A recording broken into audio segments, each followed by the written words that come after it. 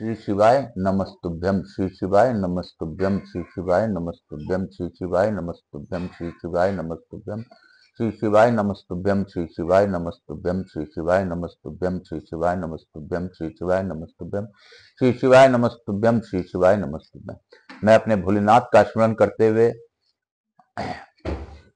आज कार्तिक के 12 का दिन है, द्वादश का दिन है।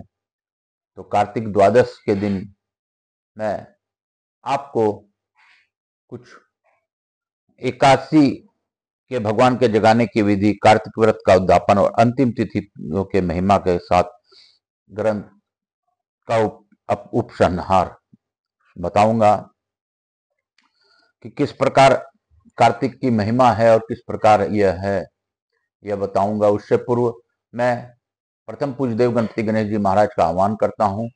मैं आकाश राजड़े बंसल गोत्र उत्पन्न हो उमा शंकर नारायणी देवी राजड़े का पुत्र सांवरिया बाबा मेरे गुरुदेव को चरणों में आशीर्वाद प्राप्त करता हुआ गुरु आज्ञा लेकर आज की कथा प्रारंभ करूंगा। पंडित प्रदीप जी मिश्रा को जितना भी धन्यवाद दो वो कम होगा। उनकी प्रेरणा से मैंने 18 पुराण बाबा के समक्ष पढ़ने का प्रण लिया है। मैं यहाँ के स्थान देवता, वास्तु देवता, ग्राम देवता, क्षेत्रपाल देवता, समस्त देवी देवताओं का आह्वान करता हूँ। मैं सभी देवी देवताओं से अनुरोध करता हूँ इस कथा स्थल पर पधार कर आवाज समस्त देवी देवताओं के साथ मेरे इस कथा का श्रवण कर हमें आशीर्वाद प्रदान करें और भावपूर्वक सभी का कल्याण हो। इसी निमित्त मैं आज पीछे की ओर जा रहा हूं। ग्रंथ में मैंने पढ़ा था, आज चूंकि बहुत ही लोग में संशय जागती है और लोग संशय में है कि कार्तिक का पारण कब करें, कार्तिक की विधि क्या है, कैसे हम लोग इसका समापन करें। तो इसके लिए मेरे घर में भी ये बातें उठी, तो मैंने आज पुनः पीछे के अध्याय का अवलोकन किया और उसी को आज पुनः आप लोगों को स्मरण के लिए सुनाना चाहूंगा। मेरे भोलेनाथ इसमें मेरी सहायता करें, सभी देवी देवता इसमें प्रसन्न होकर यह कथा सुने। श्री राम जय राम जय जय राम। ओम नमो भगवते वासुदेवाय। श्री राम जय जय राम। ओम नमो भगवते वासुदेवाय। श्री राम जय जय राम। ओम नमो भगवते वासुदेवाय। श्री राम जय जय राम। ओम नमो भगवते वासुदेवाय। श्री राम जय जय राम। ओम नमो भगवते वासुदेवाय। श्री राम जय जय राम। ओम नमो भगवते वासुदेवाय। ओम नमो भगवते वासुदेवाय। ब्रह्मा जी कहते हैं जो पुरुष कार्तिक मास में प्रतिदिन पुरुष सूक्त के मंत्रों द्वारा अथवा 5 रात्र आगम में बताई हुई विधि के अनुसार भगवान विष्णु का पूजन करता है वह मोक्ष का भागी होता है। जो कार्तिक में ओम नमो नारायणाय इस मंत्र से श्रीहरि को आराधना करता है वह नरक के दुखों से मुक्त हो रोग शोक से रहित वैकुंठ धाम को प्राप्त होता है। कार्तिक मास में जो मनुष्य विष्णु सहस्रनाम तथा गजेंद्र मोक्ष का पाठ करता है उसका फिर संसार में जन्म नहीं होता। सुव्रत जो कार्तिक मास में रात्रि के पिछले पहर में भगवान की स्तुति का गान करता है वह पितरों सहित श्वेत द्वीप में निवास करता है। आषाढ़ के शुक्ल पक्ष में एकादशी तिथि को शंखासुर देते मारा गया है, अतः उसी दिन से आरंभ करके भगवान 4 मास तक क्षीर समुद्र में शयन करते हैं और कार्तिक शुक्ला एकादशी को जागते हैं। इस कारण वैष्णवों को एकादशी में निम्नांकित मंत्र का उच्चारण करके भगवान को जगाना चाहिए। उत्तिष्ठोत्तिष्ठं गोविंद उत्तिष्ठ गरुड़ ध्वजा उत्तिष्ठ कमलाकांत त्रिलोक्यम मंगलम कुरु। हे गोविंद उठिए उठिए उठिए, हे गरुड़ ध्वज उठिए, हे कमलाकांत निद्रा का त्याग कर तीनों लोकों को मंगल कीजिए। ऐसा कहकर प्रातः काल शंख और नगाड़े आदि बजावें, वीणा वेदनु और मृदंग आदि को मधुर ध्वनि के साथ नृत्य गीत और कीर्तन आदि करें। देवेश्वर श्री विष्णु को उठाकर उनकी पूजा करें और सायंकाल में तुलसी का वैवाहिक विधि को संपन्न करें। एकादशी सदा ही पवित्र है। विशेषतः कार्तिक की एकादशी परम पुण्यमयी मानी गई है। उत्तम बुद्धि वाला मनुष्य वृद्ध माता पिता का विधि पूर्वक पूजन करके अपने स्त्रियों के साथ भगवान विष्णु के प्रसाद को भक्षण करे। जो इस प्रकार के विधि से द्वादश व्रत का अनुष्ठान करता है वह मनुष्य उत्तम सुखों का उपभोग करके अंत में मोक्ष को प्राप्त होता है। मुनिश्रेष्ठ, जो मनुष्य द्वादशी की तिथि के इस परम उत्तम पुण्यमय महात्म का पाठ अथवा श्रवण करता है वह उत्तम गति को प्राप्त होता है। अब मैं कार्तिक व्रत के उद्यापन का वर्णन करता हूं जो सब पापों का नाश करने वाला है। व्रत का पालन करने वाला मनुष्य कार्तिक शुक्ल चतुर्दशी को व्रत की पूज मूर्ति और भगवान विष्णु की प्रीति के लिए उद्यापन करें। तुलसी के ऊपर एक सुंदर मंडप बनवावे, उसे केले के खंभों से संयुक्त करके नाना प्रकार के धातुओं से उसकी विचित्र शोभा बढ़ावें। मंडप के चारों ओर दीपकों की श्रेणी में सुंदर ढंग से सजा कर रखें। इस मंडप में सुंदर बंधन वारों से सुशोभित 4 दरवाजे बनावें और उन्हें फूलों तथा चोर से सुसज्जित करें। द्वारों पर पृथक पृथक मिट्टी के द्वारपाल बनाकर उनकी पूजा करें। उनके नाम इस प्रकार हैं: जय, विजय, चंड, प्रचंड, नंद, सुनंद, कुमुद और कुमुदाक्ष। उन्हें चारों दरवाजों में 2-2 के क्रम में स्थापित कर भक्ति पूर्वक पूजन करें। तुलसी की जड़ के समीप 4 रंगों से सुशोभित सर्वोत्त भद्र मंडल बनावें और उसके ऊपर पूर्ण पात्र तथा पंचरत्न से संयुक्त कलश की स्थापना करें। कलश के ऊपर शंख चक्र गदाधारी भगवान विष्णु का पूजन करें। भक्ति पूर्वक उस तिथि में उपवास करें तथा रात्रि में गीत वाद कीर्तन आदि मंगलमय आयोजनों के साथ जागरण करें। जो भगवान विष्णु के लिए जागरण करते समय भक्ति पूर्वक भगवत संबंधी पदों का गान करते हैं वे सैकड़ों जन्मों की पाप राशि से मुक्त हो जाते हैं। उसके बाद पूर्णमासी में एक सपत्निक ब्राह्मणों को निमंत्रित करें। प्रातः काल स्नान और देव पूजन करके वेदी पर अग्नि की स्थापना करें और अतो देव इत्यादि मंत्र के द्वारा देवादि देव भगवान की प्रति के लिए तिल और खीर की आहुति दें। होम की शेष विधि पूरी तरह भक्ति पूर्वक ब्राह्मणों को पूजन करें, उन्हें यथाशक्ति दक्षिणा दें। भगवान द्वादशी तिथि के शयन से उठें, त्रयोदशी को देवताओं से मिलें और चतुर्दशी को सबने उनका दर्शन एवं पूजन किया।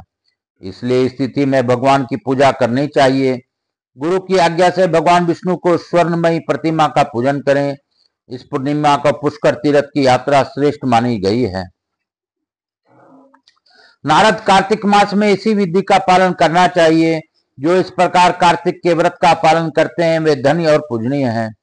उन्हें उत्तम की फल की प्राप्ति होती है।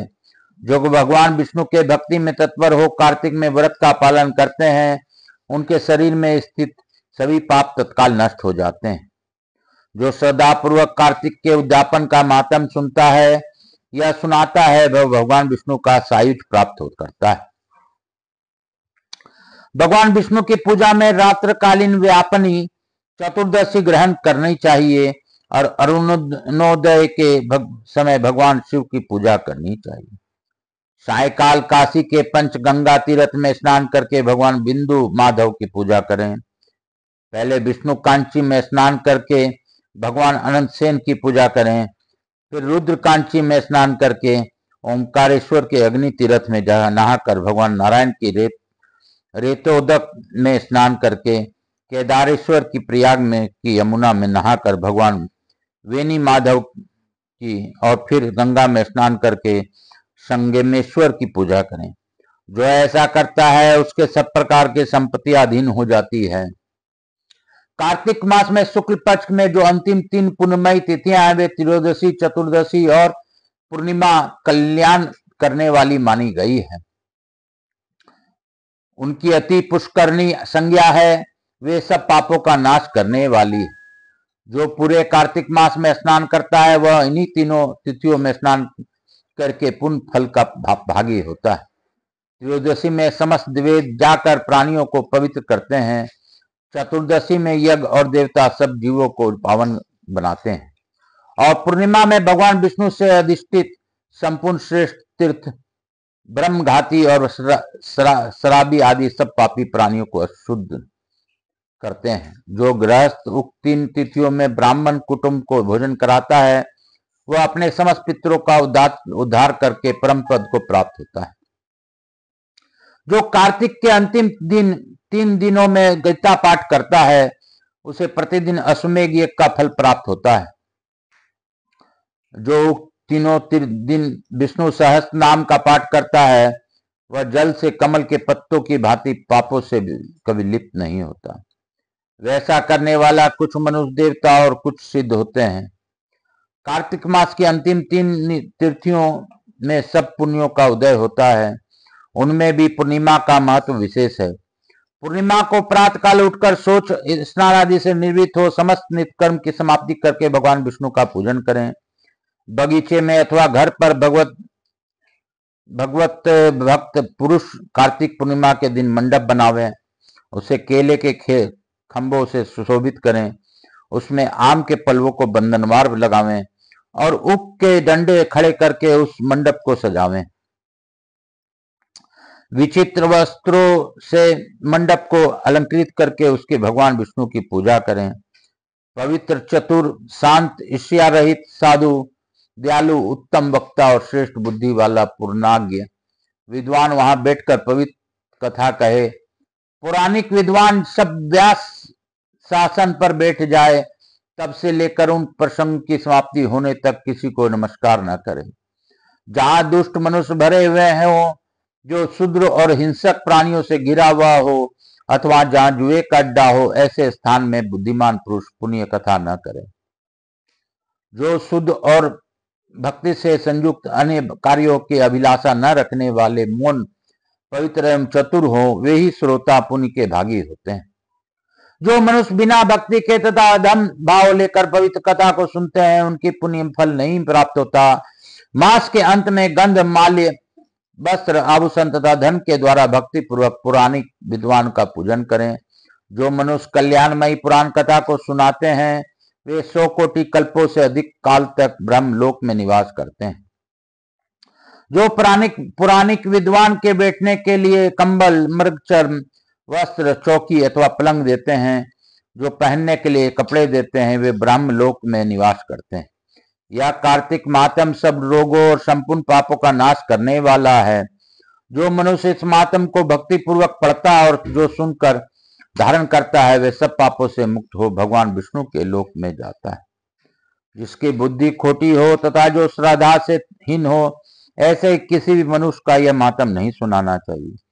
सूत जी कहते हैं ब्रह्मा जी के मुख से इस प्रकार कार्तिक मातम को कथा सुनकर नारद जी प्रेम से मग्न हुए। उन्होंने ब्रह्मा जी को बरम प्रणाम किया और स्वेच्छानुसार वहां से चले गए। कार्तिक मास महात्म संपूर्ण। इस प्रकार कार्तिक मास का उल्लेख है और यह मैं अपने मन से नहीं कर रहा हूं, ये स्कंद पुराण यानी कि कार्तिक पुराण में ही कहा गया है। कार्तिक पुराण की बातें अद्भुत होती हैं और कार्तिक मास सबसे सर्वश्रेष्ठ मास माना गया है। 12 महीना में अगर कोई मास उत्तम मास कहा गया है तो सबसे उत्तम मास कार्तिक मास ही कहा गया है। कार्तिक मास में भगवान विष्णु बहुत ही प्रिय हैं।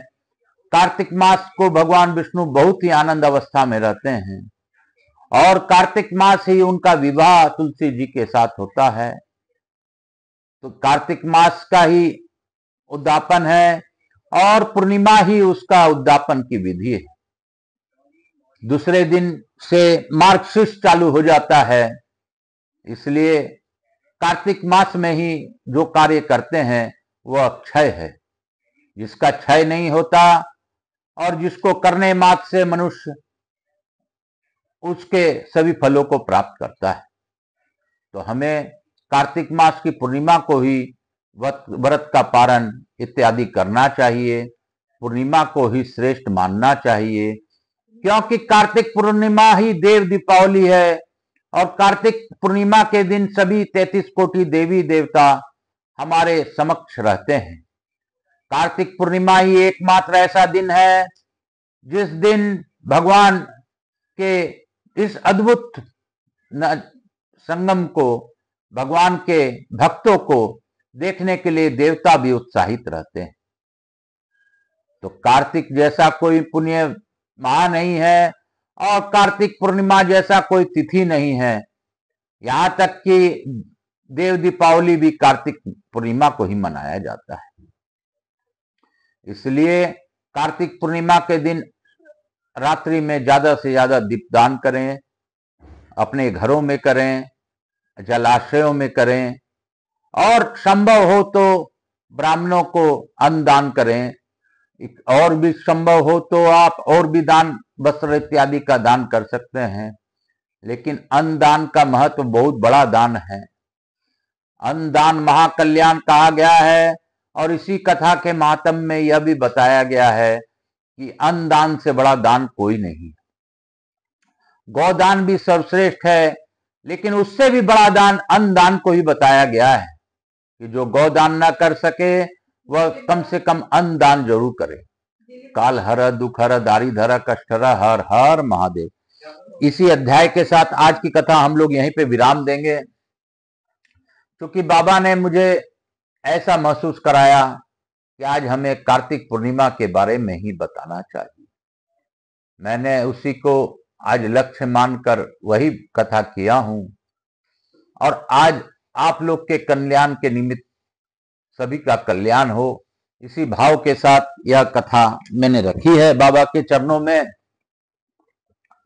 और मैं यही कहूंगा, जपा कर तू श्री शिवाय नमस्तुभ्यम, हरिहर महादेव के साथ भजा कर हरिओम तत्सत, हरिओम तत्सत, हरिओम तत्सत, हरिओम तत्सत, हरिओम तत्सत। हरि में ओम समाया है, इसीलिए बाबा भोला मेरे घर में आया है। हरिओम तत्सत, हरिओम तत्सत, हरिओम तत्सत। हरि में ओम समाया है, इसलिए बाबा नाचते नाचते मेरे घर में आया है। हरिओम तत्सत, हरिओम तत्सत, हरिओम तत्सत, हरिओम तत्सत, हरिओम तत्सत, हरिओम तत्सत, हरिओम तत्सत, हरिओम तत्सत, हरिओम तत्सत, हरिओम तत्सत, हरिओम तत्सत, हरिओम तत्सत, हरिओम तत्सत, हरिओम तत्सत। मैं सभी देवी देवताओं को, आवाहित देवी देवताओं को नमन करता हूं। हम लोग लघु आरती करते हुए आज की कथा को यहीं पे विराम देंगे, और पुनः यही कहूंगा मैं कि इस कार्तिक मास में संभवतः जितना ज्यादा हो श्री हरि और शंकर शंभू का नाम जाप करें। हरिओम तत्सत इसके लिए सबसे श्रेष्ठ नाम है, क्योंकि हरि और ओम दोनों का मिलन इसमें हो जाता है। तो हरिओम तत्सत कार्तिक मास के लिए हम लोग बचे हुए दिनों में हरिओम तत्सत, हरिओम तत्सत, हरिओम तत्सत जपा कर तू हरिओम तत्सत। जीवन का है ये सार, हरिओम तत्सत, हरिओम तत्सत, हरिओम तत्सत, हरिओम तत्सत, हरिओम तत्सत, हरिओम तत्सत, हरिओम तत्सत, हरिओम तत्सत। मैं यहाँ के स्थान देवता, वास्तु देवता, ग्राम देवता, समस्त देवी देवताओं को नमन करता हूँ। कपूर गौरम करुणावतारम संसार सारम भुजगेंद्रहारम सदा वसंतम हृदयारविंदे भवम भवानी सहितम नमामि। श्री राम जय राम जय जय राम, श्री राम जय राम जय जय राम, प्रभु राम श्री राम जय राम जय जय राम, प्रभु राम श्री राम जय राम जय जय राम, प्रभु राम श्री राम जय राम जय जय राम। मेरे महाकाल राजा की जय, पीपल पतवारी की जय, तुलसी जी महारानी की जय, सालग्राम शिला की जय, मेरे महादेव की जय, श्री शिव महापरिवार की जय, लड्डू गोपाल की जय, गणेश जी लक्ष्मी जी महारानी की जय, हनुमान जी दुर्गा जी महारानी की जय, त्रिशक्ति धाम की जय, विष्णु भगवान की जय, कुलदेवी के सरस्वती माता की जय, राधा कृष्ण भगवान की जय, समस्त देवी देवताओं की जय। काल हर दुख हर दारी धर कष्ट हर, हर हर महादेव शंभु शंभु। बोल बम का नारा है, बाबा एक सहारा है। मैं